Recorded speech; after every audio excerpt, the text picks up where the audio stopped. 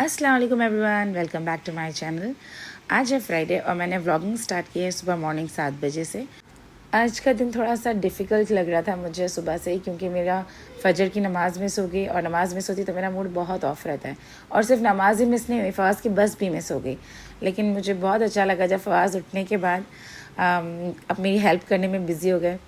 मेरा दिल एकदम सरप्राइज़ हो गई मैं कि धीरे धीरे जो चीज़ मैं फवाज़ को बोलती हूँ संडे के दिन हेल्प करने के लिए, तो उनको ऐसा लग रहा है कि आज अगर घर पर हूँ तो आज भी मैं मम्मा की हेल्प करूँ।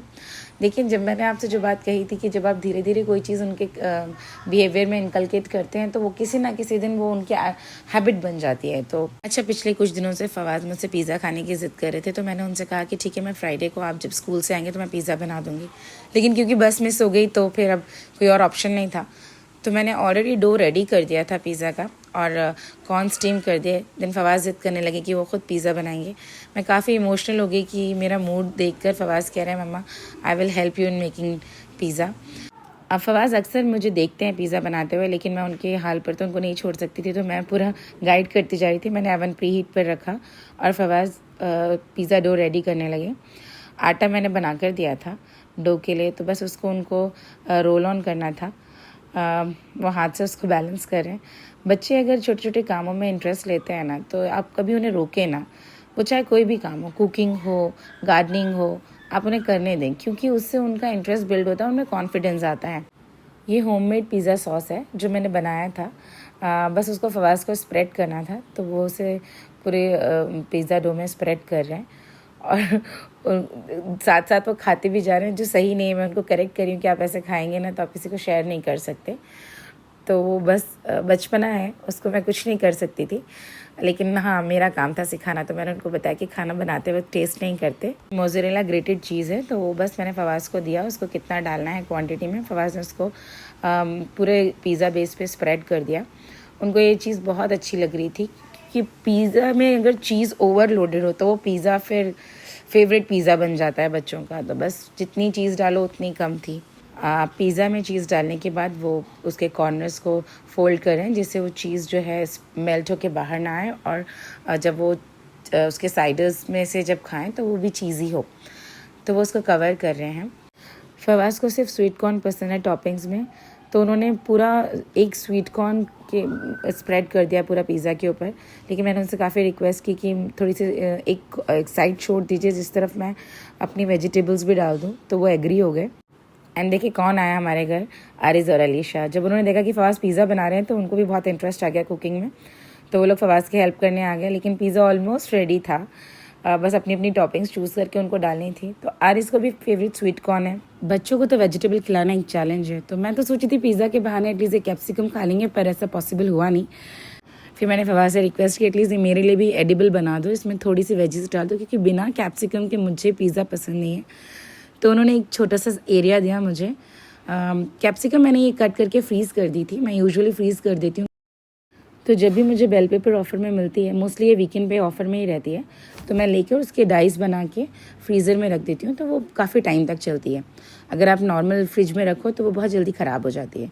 तो ये मैंने चॉप करके रखी हुई थी फ्रीज़र से। तो ये लोग उसी को स्माइली का शेप देकर डेकोर करें पिज़्ज़ा को, जिससे उनको रिमूव करना बहुत ईजी हो।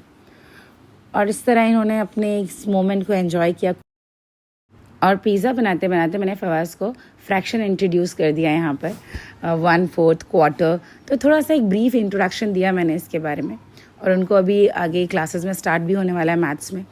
तो यही है जो रियल लाइफ में आप एग्जाम्पल्स देके बच्चों की एजुकेशन से कनेक्ट कर देते हैं, तो वो बहुत कुछ सीखते हैं और फ़न के साथ स्टडीज़ भी हो जाती है। हमारे ज़माने में पेरेंट्स सिर्फ बुकिश नॉलेज पे ज़्यादा फोकस करते थे, लेकिन ये ज़माना दूसरा है। यहाँ पर बच्चों को प्रैक्टिकल लाइफ के बारे में पता होना चाहिए, रियल लाइफ के बारे में पता होना चाहिए। अच्छा, पहले तो फवाज़ अकेले कुकिंग कर रहे थे, तो मेरा फोकस सिर्फ फवाज़ पर था। जब आरिज़ आ गए तो मैंने नोटिस किया कि जब ये दोनों साथ में पिज़्ज़ा बना रहे थे तो इनके बीच में कोई आर्ग्यूमेंट नहीं हो रहा था, और एक टीम स्पिरिट डेवलप हुई, जिससे दोनों एक दूसरे को सपोर्ट कर रहे हैं, गाइड कर रहे हैं। जो आरिज़ का नॉलेज है, जो उन्होंने अपनी मदर से सीखा होगा, जो फवाज़ का होगा, दोनों शेयर करके काम कर रहे थे।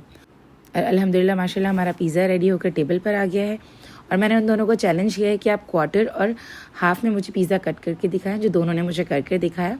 और इस तरह हमने एक हैप्पी मोमेंट क्रिएट किया। और यहाँ पर दोनों भाई बहुत ही केयरिंग और बहुत ही रिस्पॉन्सिबल ब्रदर्स की तरह बिहेव करें। और अलीशा को प्लेट में सर्व कर दिया उन्होंने। जब मैंने बच्चों को पिज़्ज़ा खाते हुए देखा तो मैंने नोटिस किया कि बच्चे इतना मेच्योरली बिहेव कर रहे थे, एक दूसरे को अप्रिशिएट कर रहे थे, एक दूसरे के काम को कंसिडर कर रहे थे। तो ये एक मोमेंट, इमोशनल मोमेंट बन गया था। और देखिए यमुना भी ऊपर आ गई है टेबल पर, वो भी पिज़्ज़ा एंजॉय कर रही है। बच्चों को अपनी मेहनत का पिज़्ज़ा बहुत ही पसंद आया।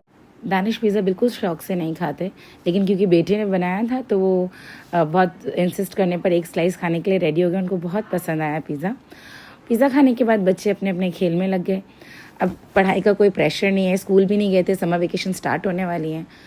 अब बस स्कूल बंद होने में कुछ ही दिन बाकी हैं। तो कई सारी फैमिलीज़ तो ऑलरेडी जा चुकी हैं अपनी होम कंट्रीज़, और दुबई में इस वक्त सिर्फ और सिर्फ समर वेकेशन का मोड ऑन हो गया है। टूरिज़्म बहुत कम है क्योंकि गर्मी बहुत ज़्यादा है, तो ज़्यादा से ज़्यादा लोग बाहर ट्रैवल कर रहे हैं। कोई ट्रिप पे जा रहा है, कोई अपनी फैमिली से मिलने जा रहा है, कोई अपनी होम कंट्री जा रहा है। और सबकी तरह हमने भी प्लान बनाया है अपनी होम कंट्री जाने का, तो बस उसी की तैयारी में हम लोग बिज़ी हो गए हैं। वीकेंड स्टार्ट हो गया है और कहीं भी ट्रैवल करने से पहले कितने ही काम होते हैं जो हमें निपटाने होते हैं।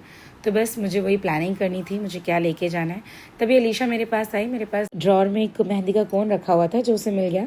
मुझसे ज़िद करने लगी कि मुझे मेहंदी लगा दीजिए, तो उसके छोटे छोटे हाथों में मुझे एक प्यारा सा डिज़ाइन समझ में आया, वो मैंने बनाया। बहुत अच्छा लग रहा था माशाल्लाह, बहुत खुश हो गई।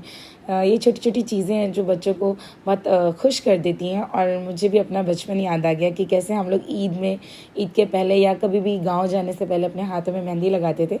तो बस वो लगाते हुए मुझे अपनी मेमोरीज़ एक बार फ्लैशबैक हो गई।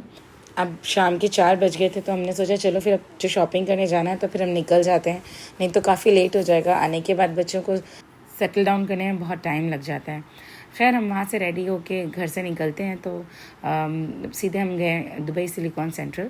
ये घर के पास ही है मॉल। वहाँ से मुझे कुछ बेसिक चीज़ें लेनी थी ट्रैवलिंग के लिए जो बच्चों के साथ लगती हैं, तो मैंने वो सब ली। मैंने फुटवेयर्स लिए और वो सब मैंने शूट नहीं किया क्योंकि शॉपिंग के बाद सिर्फ शॉपिंग ही कर सकती हूँ एट अ टाइम। तो बस मैंने फोकस जो कि शॉपिंग की। और मॉल के एग्ज़िट में ही कुछ प्रमोशनल बॉक्सेस रखे हुए थे, उसके अंदर यमुना को कैट का कोई स्टैचू दिख गया। बस वो वहाँ से हट ही नहीं रही थी, वो इतनी एक्साइटेड हो गई कैट को देखकर। अंदर मॉल में शॉपिंग के बाद वो बहुत क्रैंकी हो रही थी, उसका मूड बहुत ख़राब हो रहा था, लेकिन बाहर आती हुई एकदम फ्रेश हो गई और वहाँ से वो हटने का नाम ही नहीं ले रही थी। और मॉल के अंदर शॉपिंग करते वक्त का एहसास ही नहीं होता। रात के 11 बज रहे थे, हम जल्दी से वहाँ से निकले। फवाज़ को बहुत ज़्यादा नींद आ रही थी। हम लोगों ने आज डिनर नहीं किया था, किसी को कुछ खास भूख नहीं लगी थी। नाउ इट्स टाइम फॉर हदीस। बिस्मिल्लाहिर्रहमानिर्रहीम। सही मुस्लिम हदीस है, तुम सब सच्चाई इख्तियार करो क्योंकि सच्चाई नेकी की तरफ ले जाती है और नेकी जन्नत की तरफ ले जाती है। आप सल्लल्लाहु अलैहि वसल्लम ने फरमाया, हमेशा सच बोलो। सच बोलना आसान नहीं होता, लेकिन सच बोलना हमेशा सही होता है क्योंकि सच बोलना नेकी है और नेकी हमें जन्नत की तरफ ले जाती है। और घर आते ही फवाज़ सो गए, लेकिन यमुना अभी भी एक्टिव है। उनको सोना नहीं है, उनको स्वीट कॉर्न खाना है। और दानिश ने पॉडकास्ट लगा दिया। उनको इस वक्त पॉडकास्ट देखने का बहुत ज़्यादा शौक़ आया हुआ है, तो वो आमिर खान का पॉडकास्ट देख रहे थे और आमिर खान उसमें वड़ा पाव खा रहे थे। तो बस हम लोगों को भी वड़ा पाव की क्रेविंग हुई। We Mumbai lover, vada pav crazy. हमने वड़ा पाव उसी वक्त बाहर से ऑर्डर किया और वड़ा पाव एंजॉय किया। उम्मीद करती हूँ आपको मेरा व्लॉग पसंद आया होगा। मिलते हैं नेक्स्ट व्लॉग में। मुझे और मेरी पूरी फैमिली को अपनी दुआओं में याद रखें, अपना ख्याल रखें। तब तक के लिए अल्लाह हाफिज़।